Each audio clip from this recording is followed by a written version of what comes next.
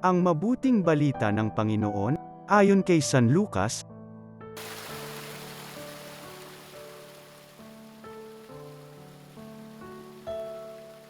Noong panahong iyon, sinabi ni Jesus sa kanyang mga alagad, "Naparito ako upang magdala ng apoy sa lupa at sanay na pagningas na ito. May isang binyag pa na dapat kong tanggapin, at nababagabag ako hanggat hindi natutupad ito.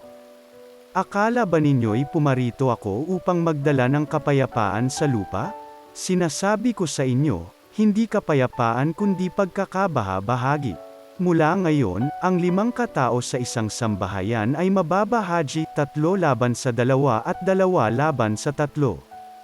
Maglalaban-laban ang ama at ang anak na lalaki, ang ina at ang anak na babae, at gayon din ang biyenang babae, at manugang na babae." Ang mabuting balita ng Panginoon.